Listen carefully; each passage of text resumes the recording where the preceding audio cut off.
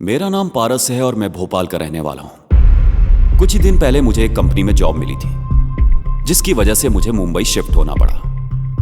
मुंबई आके मैं काफी खुश था, क्योंकि इससे पहले मैं मुंबई को सिर्फ फिल्मों में ही देखता था। मैंने मुंबई आकर रोनित के साथ रहना शुरू कर दिया। रोनित मेरे ऑफिस में ही काम करता था। मैं रोज रोनित के साथ ही उसकी बाइक पर ऑफिस आता और घर जाता था। एक दिन रोनित एक वीक के लिए छुट्टी लेकर अपने घर चला गया। अगले दिन मैं अकेले ही ऑफिस के लिए निकला, लेकिन रात को वापस लौटते वक्त मुझे काफी देर हो गई थी। मैंने कैब बुक करने की काफी कोशिश की, लेकिन कैब बुक नहीं हुई, तो मैं पैदल ही घर की तरफ निकल गया। रात काफी हो गई थी और चारों तरफ सन्नाटा छा चुका था। सुनसान सड़क पर सिर्फ मैं ही अकेला था। अचानक मुझे दूर से एक कार आती दिखाई दी। मैंने उसे लिफ्ट के लिए इशारा किया तो कार मेरे पास आकर रुक गई। जैसे ही कार का शीशा नीचे हुआ तो मैंने देखा कि उसमें एक बहुत ही खूबसूरत लड़की बैठी हुई थी। तीखे नैन नक्श, बड़ी बड़ी आंखें, गुलाबी होंठ। मेरी नजर उसके चेहरे से हट ही नहीं रही थी। तभी अचानक उसी ने पूछा, एक्सक्यूज मी, क्या आपको कहीं ड्रॉप कर दूं? तो मैंने सिर्फ सिर हिलाया और उसकी गाड़ी में जाकर बैठ गया। लेकिन मेरी नजर लड़की के चेहरे से हट ही नहीं रही थी। तभी लड़की ने कहा, आप आगे देखिए, रास्ता आगे है। और फिर हम जोर जोर से हंसने लगे। हम दोनों में दोस्ती हो गई। उसने अपना नाम रानी बताया था। अंधेरा काफी ज्यादा था, तो वो गाड़ी धीरे धीरे चला रही थी। जब उसे पता चला कि मैं इस शहर में नया आया हूं, तो उसने मुझे बताया कि यह रास्ता ठीक नहीं है, इस रास्ते पर लेट मत आया करो। लेकिन मैं इन बातों पर विश्वास नहीं करता था, तो मैंने ध्यान नहीं दिया। फिर मैंने रानी से पूछा, क्या आप भूत प्रेत में विश्वास रखती हैं? फिर रानी ने बहुत प्यार से कहा, हाँ, मैं इन सब बातों को मानती हूँ। और उसने एक किस्सा सुनाया। आज से 2 साल पहले मैं इसी रास्ते से ऑफिस की कैब से घर जा रही थी। मैं रोजाना की तरह पीछे की सीट पर जाकर बैठ गई। थोड़ी ही दूर जाने पर मैंने ड्राइवर से रेडियो ऑन करने को कहा, लेकिन रेडियो अपने आप ही ऑन हो गया और गाड़ी की रफ्तार भी बढ़ने लगी। मैंने ड्राइवर से गाड़ी स्लो करने को कहा, तो गाड़ी के डोर अपने आप लॉक हो गए। और फिर जब मैंने सामने देखा तो वाइट साड़ी पहने एक साया नजदीक आने लगा। जब मैंने गाड़ी रोकने के लिए कहा तो ड्राइवर के गाड़ी रोकने से पहले ही वो साया गाड़ी के आर पार हो चुका था। मैं बुरी तरह डर चुकी थी और जैसे ही मैंने अपने बैग से पानी पीने के लिए बोतल निकाला तो मैं क्या देखती हूँ, वो बोतल खून से भरा हुआ था। तो मैंने बोतल सामने की तरफ फेंक दी, लेकिन वो बोतल हवा में ही रह गया। मैंने हिम्मत करके ड्राइवर से गाड़ी रोकने के लिए कहा, तो ड्राइवर का चेहरा गोल घूमना शुरू हो गया और उसकी आंखों से लोहे का सरिया आर पार हुआ था। उसका आधा सर फटा हुआ था और कुछ ही सेकंड्स में पूरी गाड़ी में खून खून हो गया था और गाड़ी की रफ्तार भी बढ़ चुकी थी। और तभी मुझे एहसास हुआ कि कोई मेरे पास बैठा है। और मैंने जैसे ही देखा तो डर के मारे मेरी चीख निकल गई। मेरे करीब एक सर कटा साया बैठा था और उसका सर उसी के हाथों में था। उसके पैर नहीं थे, पूरा शरीर जला हुआ था और उसने मेरा हाथ काफी जोर से पकड़ लिया था,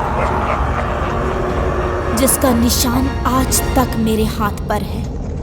मौत का ये खेल देखकर मुझे ऐसा लगा कि वो रात मेरी जिंदगी की आखिरी रात है। लेकिन थोड़ी ही देर में मैं अपने घर के पास पहुंच गई। जैसे ही मेरा घर आया तो सब शांत हो गया, मानो कुछ हुआ ही ना हो। कार रुक गई थी, साया गायब हो गया था, कार में बिखरा हुआ खून जम गया था और कार का डोर लॉक अपने आप खुल गया। जैसे ही डोर लॉक खुला, मैंने जल्दी से गेट खोला और मैं बाहर भाग गई। तभी अचानक रानी ने गाड़ी रोकी और मुझसे कहा, पारस, तुम्हारा घर आ गया। उसके बाद मैं अपना बैग लेकर गाड़ी से नीचे उतर गया। तभी अचानक मुझे याद आया कि मैंने रानी को थैंक्स तो कहा ही नहीं। मैं थैंक्स कहने के लिए जैसे ही पीछे पलटा तो उसकी गाड़ी गायब हो चुकी थी, वहां कोई नहीं था। मैं बहुत डर गया। मैंने जाके पास के एक दुकान वाले से पूछा कि यहाँ पर अभी एक कार थी, वो कहाँ चली गई? तो उसने कहा कि यहाँ कोई कार आई ही नहीं। फिर मुझे समझ में आया कि ये वही कार थी जिसका जिक्र रानी ने अपनी स्टोरी में किया था। कहते हैं आज भी रानी का साया उसी रास्ते पर रहता है और जो भी लिफ्ट मांगता है। एक्सक्यूज मी, क्या आपको कहीं ड्रॉप कर दूं? वो उसे उसकी मंजिल तक पहुंचाती है।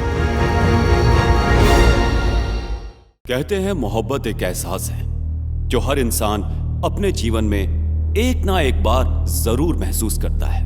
पर क्या होगा जब वही मोहब्बत आपकी जान की दुश्मन बन जाए? तो चलिए जानते हैं प्यार के पीछे छिपी एक कातिलाना दास्तान को। दोपहर के करीब 2:30 बजे थे जब अनुश्री चौंक कर हड़बड़ाते हुए नींद से उठी, क्योंकि 2 दिन से अनुश्री जब भी सोती थी तो उसे नींद में एक ही सपना हमेशा दिखता था। उस सपने में अनुश्री का बॉयफ्रेंड अनिरुद्ध अनुश्री की लाश को कहीं घसीटते हुए ले जाता था। अनुश्री ने जब यह बात अनिरुद्ध को बताई तो अनिरुद्ध ने इसे एक बुरा सपना कहकर नजरअंदाज कर दी। इस सपने की शुरुआत तब हुई जब अनुश्री अपने बॉयफ्रेंड अनिरुद्ध के साथ उसके हैदराबाद वाले फार्म हाउस पर कुछ दिनों के लिए रहने के लिए गई थी। अनिरुद्ध पेशे से एक डॉक्टर था और देखने में काफी हैंडसम, गुड लुकिंग और साथ ही काफी केयरिंग भी था। अनिरुद्ध की मंथली इनकम भी काफी अच्छी थी। तो ये लगा लीजिए कि अनिरुद्ध में हर वो बात थी जो हर लड़की अपने होने वाले जीवन साथी में देखती है। अनुश्री अनिरुद्ध के हॉस्पिटल में इंटर्नशिप के लिए आई थी। अनुश्री को हॉस्पिटल में आए हुए 1 महीना ही हुआ था और दोनों में प्यार हो गया और दोनों साथ में समय बिताने के लिए अनिरुद्ध के हैदराबाद वाले फार्म हाउस पे गए। फार्म हाउस पे आने के बाद अनुश्री को सिर्फ एक ही सपना दिख रहा था कि अनिरुद्ध अनुश्री की लाश को कहीं घसीटते हुए ले जा रहा है। आज उस बात को ठीक 3 दिन हो चुके थे। रात 8 बजे की बात है। अनिरुद्ध कुछ काम से बाहर गया था और अनुश्री अपने कमरे में लेटी हुई किताब पढ़ रही थी कि तभी दीवार पर लगे हुए लैंप के बल्ब में स्पार्क होने लगा और बल्ब जलने बुझने लगा। फिर एक अजीब सी आवाज करके जोर से फट पड़ा और उसके तुरंत बाद दीवार पर लगी पेंटिंग अपने आप हिलने लगी और धड़ाम से नीचे आके गिरी। ये देख अनुश्री की सांसें जैसे मानो रुक सी गई और हाथ पैर कांपने लगे। तभी दीवार पर खून से लिखे हुए शब्दों ने अनुश्री को झंझोड़ के रख दिया। दीवार पर लिखा था, जान प्यारी है तो यहां से भाग जाओ। अनुश्री ये देख तुरंत किसी आजाद हुए कैदी की तरह वो वहां से भागी और अनिरुद्ध से जा टकराई और घबराई हुई आवाज में अनिरुद्ध को सब कुछ बताया। जब अनिरुद्ध अनुश्री का हाथ पकड़कर उसे कमरे में लाया तो वहां कुछ नहीं लिखा था, ना ही कुछ टूटा था। अनिरुद्ध ने अनुश्री से कहा कि तुम उस सपने के बारे में कुछ ज्यादा ही सोच रही हो, इसलिए तुम्हें ऐसा लग रहा था। तुम थोड़ा आराम कर लो। यह कहकर अनिरुद्ध ने अनुश्री को प्यार से थपथपाते हुए सुला दिया।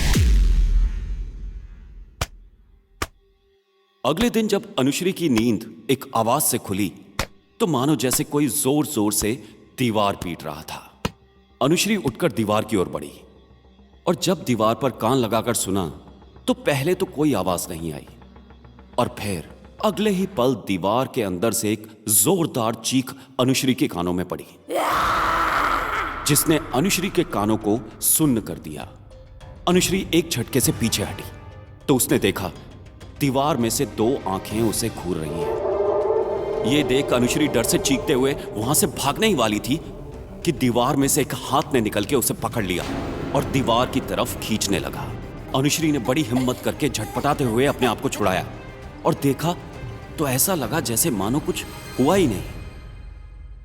तभी अचानक अनुश्री की नजर दीवार पे पड़ी तो उसने देखा दीवार से खून आने लगा है।